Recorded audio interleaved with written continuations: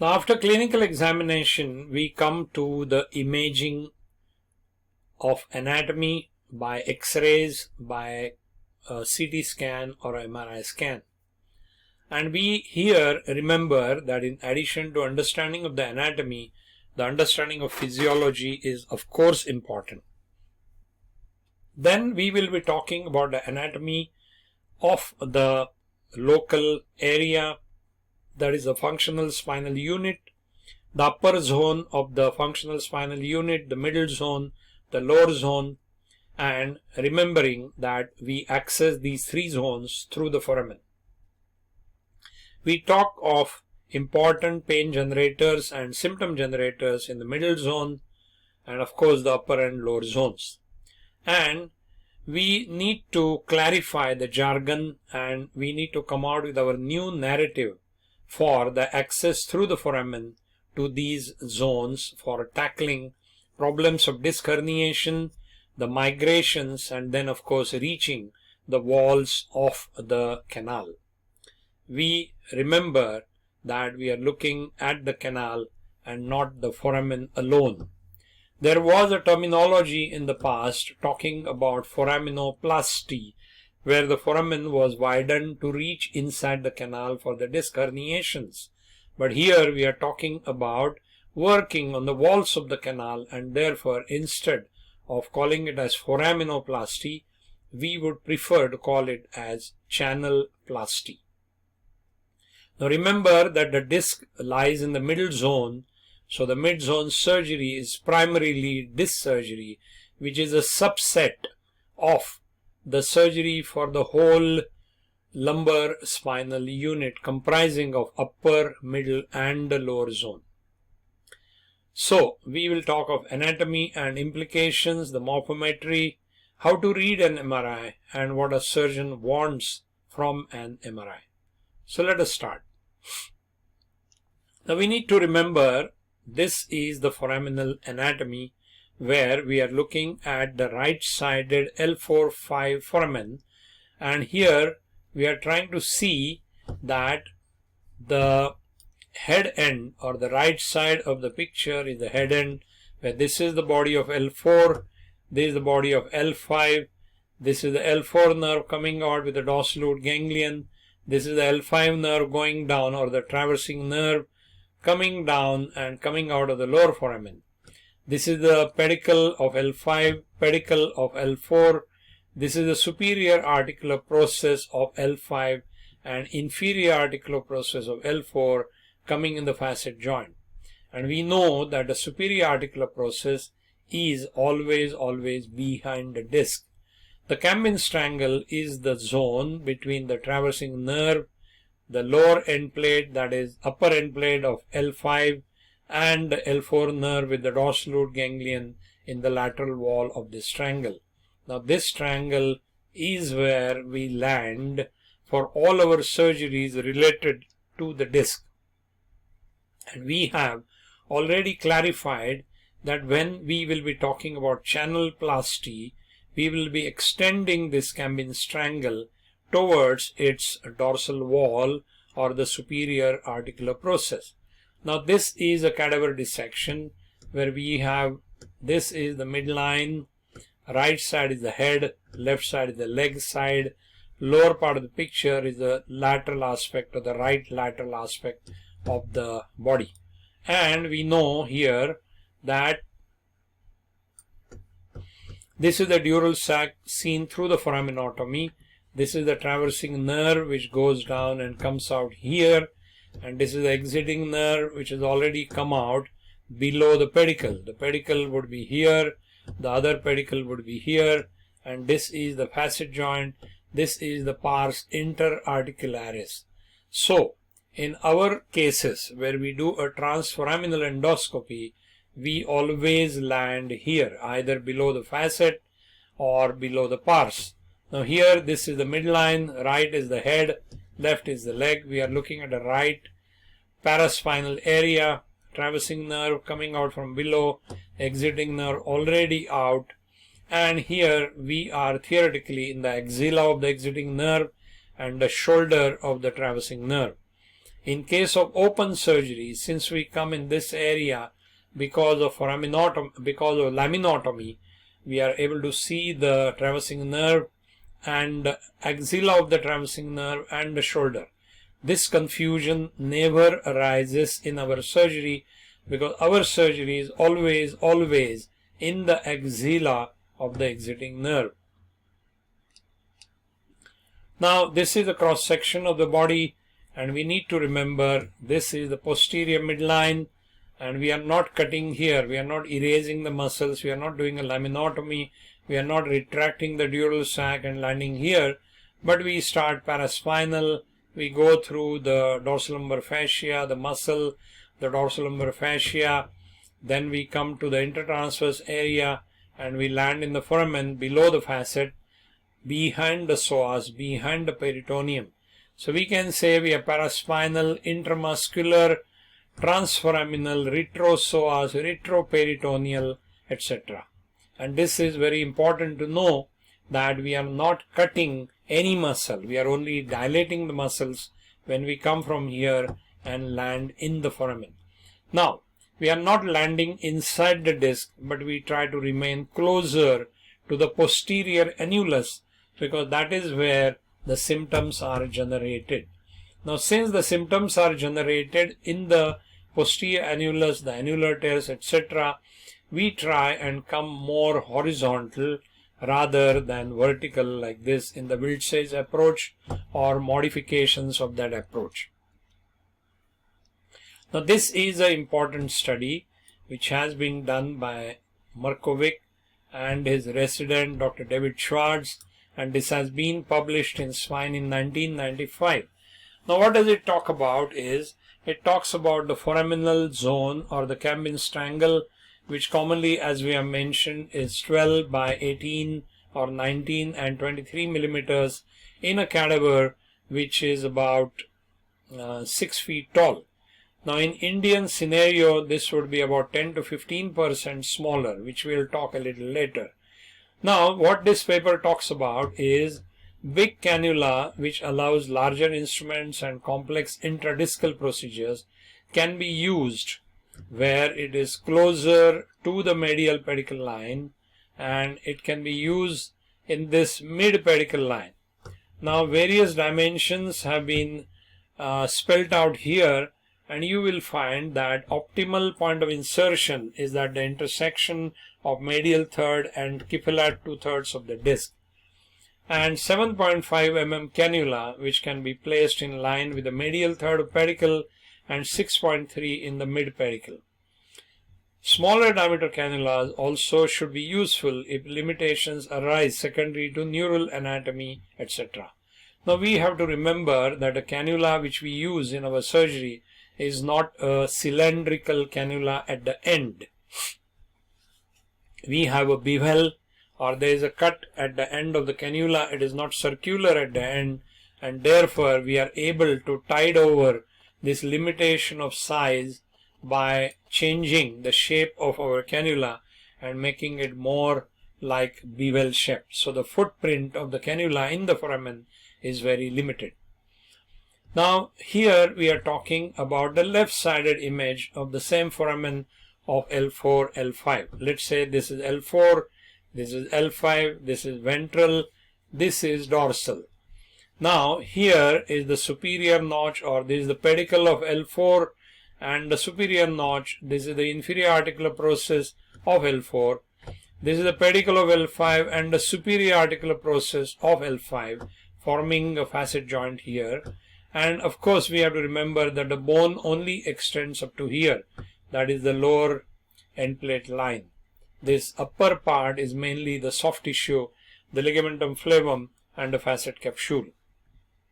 Now this is the nerve which is coming out, and this is the disc which is lying ventral to it, and this is the inferior notch, this is the superior notch.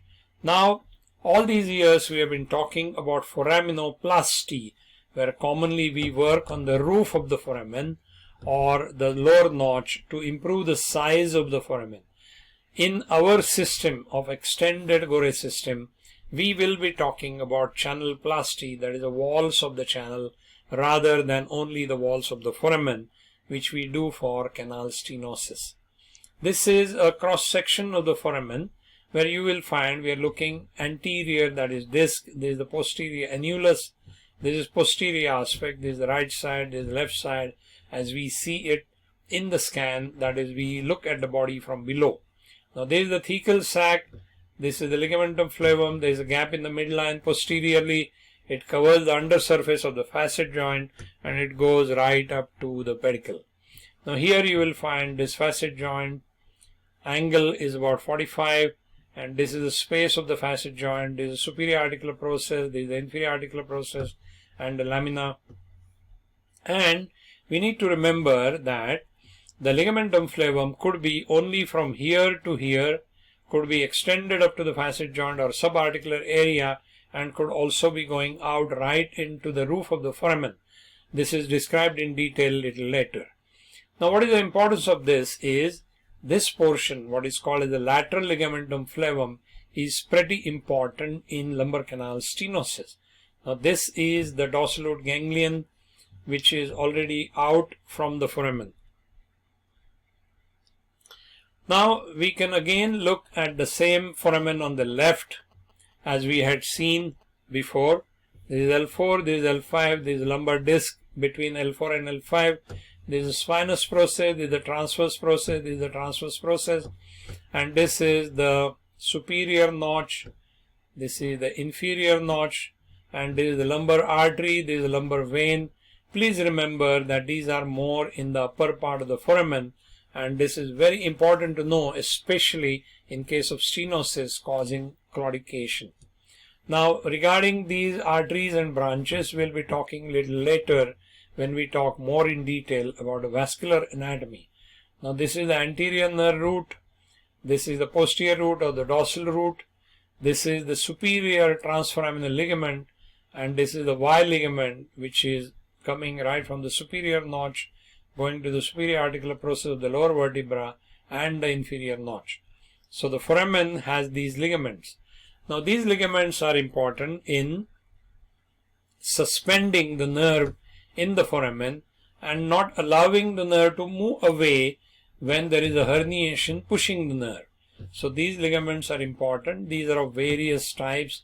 It could be between the body and the transverse process, between the upper body and the lower transverse process. It could be transforaminal as was seen before, the mid-transforaminal and inferior transforaminal. Now these ligaments suspend the nerve in the foramen, doesn't allow the nerve to move away in case of herniation. The good part is they suspend the nerve very easily, properly. The bad part is in case of a herniation, since they don't allow the nerve to move away, they increase the compression of the nerve in the foramen. Now we will be looking at this picture. This is L2, this is L3, this is a disc. This is the superior articular process, this is the inferior articular process, the superior notch, inferior notch, and commonly these are the ligaments in the foramen, as can be seen here between L3, L4. These are the ligaments. Please remember this N is the nerve which is much higher up in the foramen, and we have to remember that the vasculature related to the nerve is also present more in the upper part of the foramen. Now this is our area of interest, L4-5. This is the disc. These are the ligaments in the foramen in the lower part. Superior articular process, which is almost always in line with the inferior end plate line of the upper vertebra. That is, if we draw a line here, then this will pass above the inferior articular process. This is the nerve, this is the superior notch, this is the pedicle, this is the inferior articular process as can be seen here, and this is the facet joint. Now these are few more images to highlight the point that the lower part of the foramen has got multiple ligaments. This is a nerve, this is a section little away from the midline showing both the nerves, the dorsal and the ventral root. This is the ligamentum flavum. This is an important part of the ligamentum flavum, what is called a part which is lateral to the medial pedicle line. The same is seen in an MRI scan where you can see the disc, body of L2, body of L3, body of L3, body of L4, and you can see the superior articular process and the ligamentum flavum, dorsal nerve, the ventral nerve, and these small things are the vessels. As you can see here, these are the vessels. Now the important point is there is more, or there is ligamentum flavum in the upper part of the foraminal roof, but there is hardly any ligamentum flavum in the lower part of the foramen. This is something which is very important. Now we go to the facet joint and we find that if we look at it from behind, the facet joint is here between the superior articular process and the inferior articular process here. Now we have to remember that the facet joint inferior articular process does not extend beyond the mid portion of the pedicle. If we draw a line bisecting the pedicle, then the IAP ends at this line. This black thing is the capsule of the facet joint, which may be extending a little below, and this is the spot which we use to do a arthrogram or to do a facet arthrogram. If we look at the facet in a little oblique fashion, then this is the facet joint cavity in the front above the SAP, and this is the cavity below the IAP. Then this is the ventral capsule of the facet joint, which is very important because many times it has a continuation towards the canal in the form of a synovial cyst. This is the ligamentum flavum. As you can see, it is covering the undersurface of the facet. It could be perforated in some cases. It could continue beyond the joint towards the upper part of the foramen, towards the pedicle, and this is the degenerated joint with a narrowed part of the posterior aspect. But please remember that the ligamentum flavum which lies here is much away from the vessels and the nerves which lie in the foraminal upper part, and this portion is not the one which is involved with stenosis. We have to be very clear on that point. Now if we look at the dorsal capsule, this may be important, and we need to know here that the joint also could have tropism, that this joint is of this angle whereas this has a different angle. With the dorsal capsule, this can give difficulty in entering the joint while we are doing an injection inside the joint or a facet block. It could be a thickened dorsal capsule, and it would involve a use of a thicker needle to enter the joint. Now this is a schematic picture of the nerve supply of the joint, and we find that here the nerve supply is from the dorsal ramus, and the dorsal ramus comes up and supplies the joint of the same level. This nerve then goes down and supplies the lower joint on the medial aspect. Here it is supplying the lateral aspect. So when we are trying to treat the joint with joint denervation, we need to denervate two areas, the medial area and the lateral area. The medial supplied by the nerve above, and the lateral supplied by the nerve of the same level. This is an arthrogram, that is, we have put a needle inside the joint and we are trying to look at the joint space, and in some cases where we have a synovial cyst, it may be easy to make out that this is the outpouching of the synovium rather than a SOL or a disc herniation which has migrated dorsal to the dural sac or the nerve root. This is a cyst, as we can see very well, as has been mentioned before. Now this is an effect of extension and flexion, and we find that in flexion the joint cavity posteriorly opens up. In case of extension, the joint cavity anteriorly will open up and will be seen like this if we are looking at the joint cavity in a scan or we are looking at it after doing an arthrogram. Now this is a spot which we use to tackle the facet block, and these are the spots which are important. This is something also to remember, that the IAP ends commonly at this level.